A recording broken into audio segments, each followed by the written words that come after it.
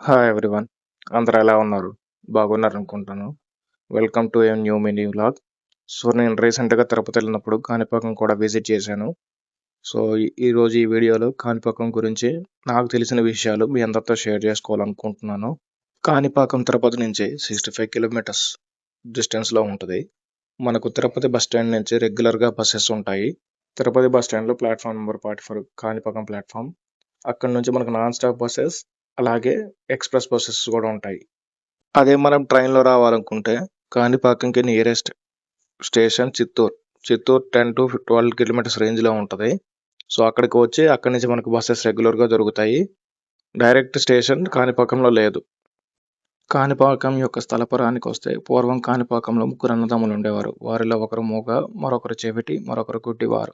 వారు ఒక బావి నీటితో వ్యవసాయం చేసేవారు. ఒకసారి బావిలో నీరు తగ్గిపోవడంతో దాన్ని మరింత లోతుగా తవ్వడం ప్రారంభించాడు. తవ్వుతుండగా ఇనుప పరికరం ఒక రాతిని తాకింది. వెంటనే ఆ రాతి నుండి రక్తం ప్రవహించసాగింది. ఆ దివ్య సంఘటనతో ముగ్గురు అన్నదమ్ముల లోపాలు తొలగిపోయి వారికి చూపు, వినికిడి, మాట తిరిగి వచ్చాయి. గ్రామస్తులు అక్కడికి చేరుకొని మరింత తవ్వగా అది శ్రీ గణపతి స్వామి స్వయంభూ విగ్రహం అని తెలిసింది. అయితే విగ్రహం అడుగు భాగం ఎంత తవ్వినా కనిపించలేదు. నేటికి స్వామివారు బావిలోనే దర్శనమిస్తారని విశ్వసిస్తారు. కాణిపాకం అనే పేరు ఎలా వచ్చిందంటే భక్తులు వేలాది కొబ్బరికాయలు కొట్టి స్వామివారికి సమర్పించగా ఆ కొబ్బరి నీరు పొలాల్లోకి ప్రవహించిందని చెప్తారు. కాని అంటే తడి భూమి, పాకం అంటే ప్రవాహం అని స్థానిక విశ్వాసం. అందువల్ల ఈ ప్రాంతానికి కాణిపాకం అనే పేరు వచ్చిందని స్థల పురాణం చెబుతుంది. స్వామివారి గుడిలో వివిధ రకాల దర్శనాలున్నాయి. నేను రూ. 150 దర్శనానికి వెళ్ళాను.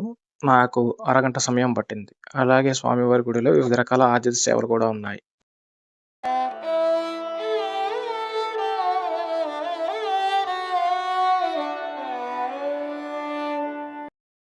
మనకు ఆలయ ప్రాంగణంలోనే చెప్పులు మరియు మొబైల్ పెట్టుకునే సౌకర్యం కలదు.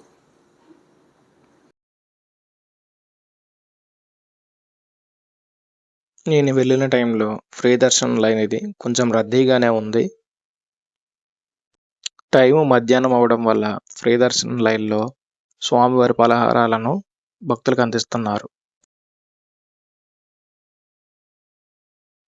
మన దర్శనం పూర్తయిన తర్వాత బయటికి వస్తే గుడి ప్రాకారం కనపడుతుంటది. చాలా అద్భుతంగా ఉంది గుడి ప్రాకారం. రీసెంట్‌గానే ఈ టెంపుల్ రెనోవేషన్ జరిగింది. నేను 2 ఇయర్స్ బ్యాక్ వెళ్ళినప్పుడు రెనోవేషన్ వర్క్ జరుగుతుంది. రెనోవేషన్ వర్క్ చాలా బాగా చేశారు. టెంపుల్ ప్రాకారం, గుడి ప్రాంగణం మొత్తం చాలా అద్భుతంగా సుందరీకరణ చేశారు. తప్పనిసరి మీరు దర్శించండి ఈ టెంపుల్‌ని. మనకి మెయిన్ టెంపుల్ ప్రాంగణంలోనే శ్రీ మణికంఠేశ్వర స్వామి ఆలయం కూడా ఉంది. ఈ శివాలయం చాలా అద్భుతంగా ఉంది. ఈ గుడి ప్రాంగణంలో మనకు ఒక గార్డెన్ ఉంది. ఆ గార్డెన్‌లో వివిధ రకాల దేవతాకృతులు ఉన్నాయి. చూడడానికి చాలా అద్భుతంగా ఉంది. మన ఫ్యామిలీతో టైమ్ స్పెండ్ చేయడానికి ఈ గార్డెన్ చాలా సుందరీకరించారు. చాలా బాగుంది. మీరు వినాయకుడి టెంపుల్‌కి వెళ్ళినప్పుడు ఈ టెంపుల్ కూడా దర్శించడానికి ట్రై చేయండి.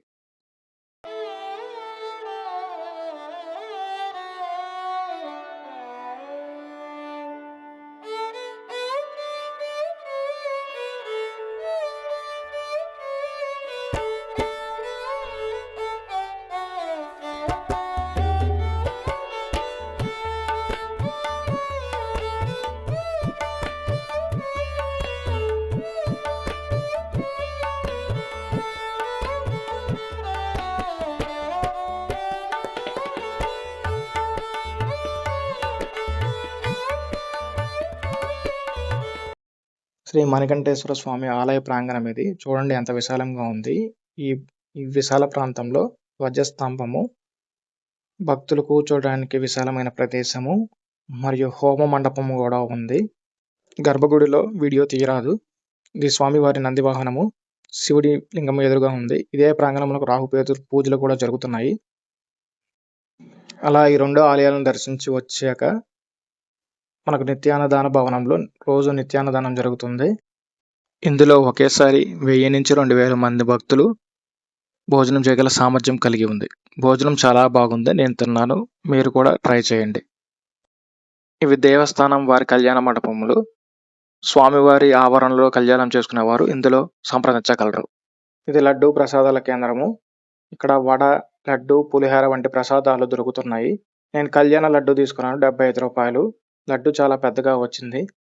చాలా రుచికరంగా ఉంది. ఇదే ప్రాంగణంలో మనకు గోమాత అర్చన అంటే గోవును సేవించే ప్రదేశం కూడా ఉంది. టికెట్ 20 రూపాయలు. మనం 20 రూపాయలు తీసుకున్న తర్వాత గోమాతను తాకి ప్రదక్షిణ చేసుకునే అవకాశం ఉంది. కాణిపాక వినాయకునికి కొన్ని ప్రత్యేకతలున్నాయి. ఇక్కడ వివాదాల పరిష్కారానికి ప్రత్యేకమైన ప్రమాణం చేసే సంప్రదాయం ఉంది. ఈనాటికి పరిసర ప్రాంతాల ప్రజలు ఈ నమ్మకాన్ని పాటిస్తున్నారు. అలాగే ఇక్కడ స్వామివారి విగ్రహం ఇంకా పెరుగుతూనే ఉందని భక్తుల నమ్మకం. దశాబ్దాల క్రితం సమర్పించిన కవచం ఇప్పుడు సరిపోవడం లేదని చెబుతుంటారు. ఇందుకు నిదర్శనంగా స్వామివారి కవచాలను ఆలయంలో ప్రదర్శిస్తుంటారు. మనం వెళ్ళినప్పుడు చూడొచ్చు. ఇలాంటి మరిన్ని వీడియోస్ కోసం మన ఛానల్ని లైక్, షేర్ అండ్ సబ్స్క్రైబ్ చేయండి. Thank you very much.